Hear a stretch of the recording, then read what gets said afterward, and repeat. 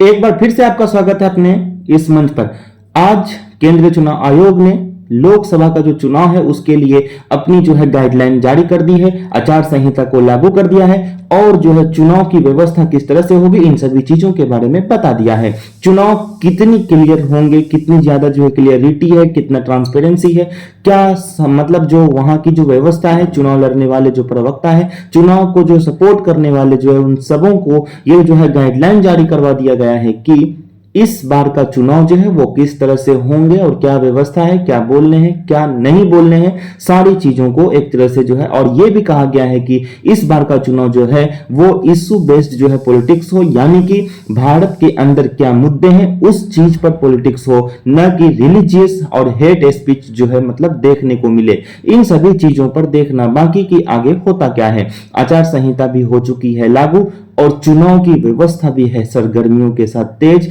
और जो है भारत के अंदर सभी पार्टियां अपनी अपनी बहुमत को साबित करने के लिए अपनी व्यवस्था को अपनी जो है लगन के साथ हो गए हैं तैयार। लेकिन देखना बाकी कि 2024 का जो लोकसभा का चुनाव है उसमें विजय कौन प्राप्त करते हैं। लेकिन हमें कुछ चीज है जो जानने की आवश्यकता है। इस बार का जो 2024 में जो लोकसभा का चुनाव होने हैं वो लोकसभा का चुनाव 7 चरण में जो है तय होगा। 10.5 लाख मतदान केंद्र है, 97 करोड़ जो है मतदाता जो है इस बार वोट करने के लिए जो है एलिजिबल है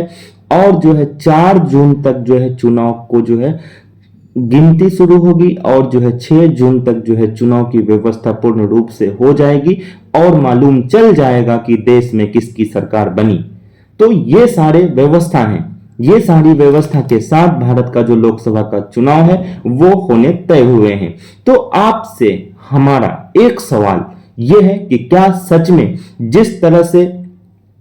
इलेक्शन कमिश्नर जो है, चीफ इलेक्शन कमिश्नर जो है राजीव कुमार जी, उसके द्वारा ये कहा गया है कि इस बार का जो चुनाव है उसमें जो है रिलीजियस जो व्यवस्थाएं होती है, मतलब धार्मिक जो कटाक्ष होते हैं उस पर जो है पॉलिटिक्स नहीं होंगी। हेट स्पीच जो होता है मतलब किसी को गलत कह करके जो है मतलब वोट मांगने की जो व्यवस्था बनी हुई है भारतीय राजनीति की वो भी नहीं होंगे। इस बार का जो चुनाव है उन्होंने राजीव कुमार जी ने यह स्पष्ट किया है कि भारत के अंदर के जो नेता है उससे कि चुनाव जो है इशू बेस्ड पॉलिटिक्स हो, यानी कि व्यवस्था है क्या है, मतलब वहां की जरूरत, उस लोकसभा क्षेत्र में क्या जरूरत है, 543 लोकसभा क्षेत्र भारत में मौजूद हैं, वहां क्या व्यवस्था होनी चाहिए, इस बेस पर जो है पॉलिटिक्स हो। तो इस चीज को उम्मीद के साथ मैं भी चाहता हूं ऐसा हो और भारत के अंदर जितने भी पत्रकार हैं, जितनी भी मीडिया है, उसके लिए भी गाइडलाइन जो है जारी किया है कि कोई ऐसा मतलब बैनर, कोई ऐसा कैंपेन नहीं चलाएगा जिसमें किसी एक की जो है बहुतायता को जो है दिखाई जाए। लेकिन क्या ये चीज सच में, ये चीज क्या मीडिया इस चीज को, यानी कि हमारी जो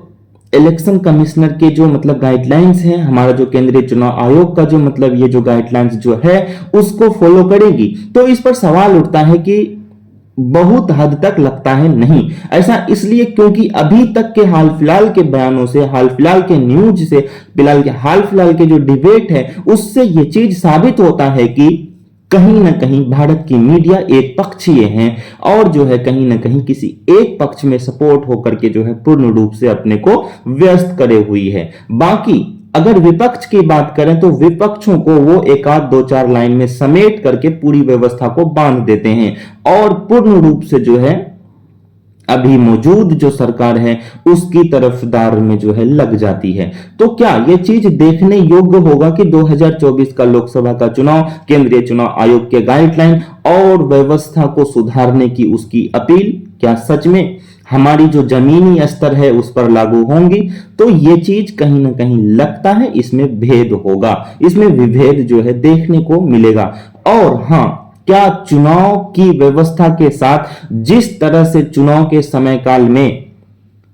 2022-23 की रिपोर्ट के अनुसार जो है चुनाव के दौरान 3400 करोड़ रुपया जो है जब्त किया गया था, ये अप्रोक्स में 800% के लमसम में जो है इसकी क्या है जब्ती जो मतलब सीमा है, मतलब रुपया को जो जब्त करने की जो सीमा होती है 800% के हिसाब से बढ़ा है। क्या इस बार की व्यवस्था में 2024 के जो लोकसभा के चुनाव है उसमें क्या होंगे, इन सभी चीजों को होगा देखना बाकी। आप भी करिएगा इंतजार, आपको करेंगे इस चीज से अपडेट। लेकिन जो हमारे चुनाव होने हैं उसमें हमारी अपील यह है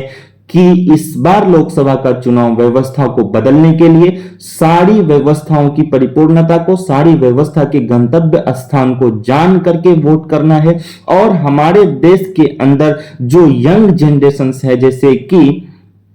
हमारे देश की जो व्यवस्था है उसमें 20 साल से लेकर के 29 साल के बीच की जो मतदाता है वो 19.5 करोड़ मतदाता है। तो कहीं ना कहीं युवाओं की व्यवस्था अभी शिथिल है, युवा बेरोजगार हैं, गरीबी व्यवस्था बढ़ रही है, इन्फ्लेशन बढ़ रहा है। इन सभी चीजों को समझकर युवाओं की जो है व्यवस्था बदलेंगी। शायद इस चीज की उम्मीद जो है विपक्ष अपनी ओर ले रही है कि हमारे संग इस बार युवा है। तो देखना होगा बाकी कि 2024 में जो लोकसभा का चुनाव है उसमें क्या होने हैं। और मैं आपको एक चीज बता दूं कि जो 85 साल के बूढ़े हैं, उससे अधिक के जो वर्ष के लोग हैं, उसके घर पर जाकर के जो है मतदान की व्यवस्था की जो है प्रावधान किया जाएगा और उसके घर पे जो है उससे वोट लिया जाएगा, वो जिसको भी वोट करें। और 40% से अधिक अगर किसी का शरीर विकलांग है तो वो भी जो है मतलब अपनी व्यवस्था के साथ अपना यह अधिकार जमा सकता है कि हमारे घर ही आए वो,